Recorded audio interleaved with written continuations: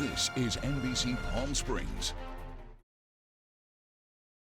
How do you get from Pleasantville, New York, to Broadway, to Hollywood? Well, if you're Gavin Macleod, you take the road less traveled, one with more than a few detours to become an American treasure. On stage and screen and TV, Captain Steubing on The Love Boat and Murray Slaughter on The Mary Tyler Moore Show. Gavin is also an author. This is your captain speaking. It is so good to have you with us. I am so happy to be with you, Joe. Thank you. So I want to go back to Pleasantville. Oh, if I can remember that far. Was it that pleasant? Oh, it was wonderful. I mean, you grew up with different things in your family. There was alcohol in my family. But I look back on that town and I wish we still had it. Things have progressed so much. It was a small town.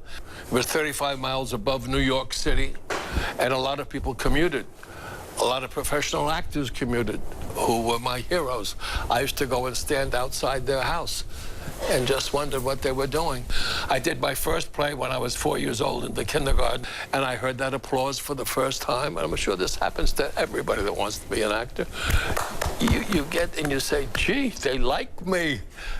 They really I want more of that. Yeah. I want more of that. And I did, after that play, because I had hair then, I didn't lose my hair till college, and it was kind of cute, you know, won a few contests and things, and then I did whatever there was a chance to be on the stage.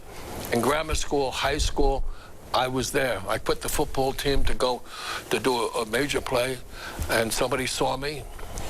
And they both Ithaca College, and they took my transcript, and I had a scholarship for 4 years. Yeah. As I read in the book, it's so interesting that you didn't let anything stop you.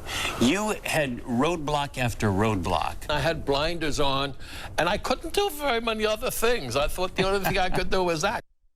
My first Broadway play, which was A Hatful of Rain with Shelley Winters, Ben Gazzara, Anthony Francia, an actor studio thing. I had one line, but I understudied the two leads because I could work with and without my hair. See, back up, Johnny, back up like a mule. That was the 1950s. Then we cut years and years and years later. And I've done McHale's Neighbor, Ernie Borgnine, and all these things, and we're doing The Love Boat. And who were the guest stars on The Love Boat going to Europe with me? Shelley Winters and Ernest Borgnine. And they're on my show this time. Okay, but that's kind of the story of your life, because the people who you saw coming up are the people who you saw as you hit it big. Oh boy, I'm telling you, I like when Helen Hayes, when we did The Love Boat, you know, the critics thought we were going to sink like the Titanic. We're going to last 2 weeks, mindless television. Yeah. It was terrible. And even when we did The Love Boat Follies, which was one of the greatest musicals of all time, with Carol Channing, Ethel Merman, Della Reese, and Ann Miller, and a great company.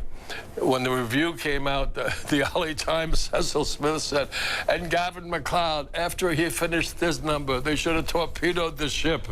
Well, I thought that was the funniest thing in the world, because we were #1 for the week. But you've struck it rich twice. I mean, you had two iconic characters that America still talks about, still remembers, still loves. What a gift from God, I'll tell you, that's what it was.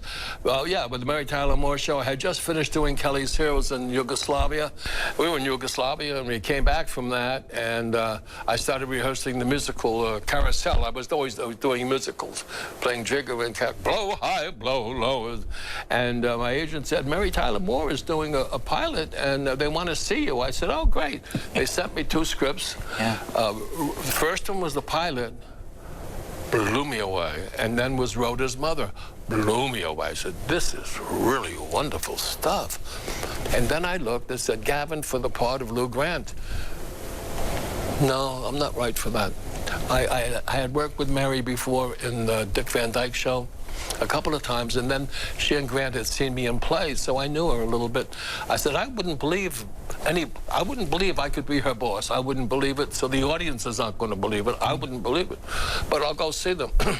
And I wouldn't believe myself as Ted Baxter, but this little writer, Murray Slaughter, maybe I could do something with him.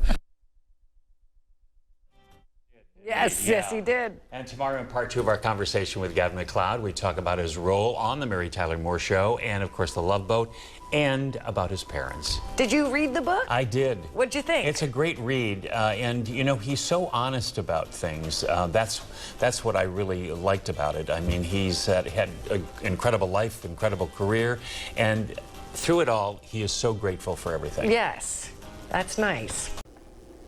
And welcome back. In part 2 of our conversation with Gavin Macleod, we begin with his time on the Mary Tyler Moore Show and, of course, his role as Captain Steubing on the Love Boat, plus how important his family is to him. Nominations for Best Writer, News or Documentary, Harold Renner, Lester Hawker, and Murray Slaughter! I've been nominated, Dad! I've been nominated! So was Murray closer to who you really are? Yes, my daughter said, Dad, that was the most, of all the parts you've played, that was the closest to you. So, but now what happens when you create an iconic character like that? Sometimes it's difficult to shake it. You didn't have that problem. No, I just put on a uniform. And a hat. No, what made that so wonderful for me is, besides working with Ed, and Ted was my oldest friend in California. It's all over the book. My love for Ted Baxter, Ted Knight. Thaddeus Konopka was his name. And he was 7 years older than I was, and I miss him to this day. And anybody that ever worked with him would tell you the same thing. He was such an indelible human being. I want to find out and go back a little bit, you know. I want to find out what did you get from your mother and what did you get from your father that makes you the person you are? Well, my mother, she lived to be 97. My father lived to be 39. In 1945, he died of cancer of the colon. And that was a big vacuum in my life, and I never got over that. My brother, who's 2 years younger than I am, never got over it. And sometimes you don't get over things like that. And I've searched in my whole career, my whole life, to find someone, a father. And one day I was praying to God, and I heard, your search is over. I'm your real father. I've been here all the time, seeing you through the ups and downs and everything, and I'm going to take care of you.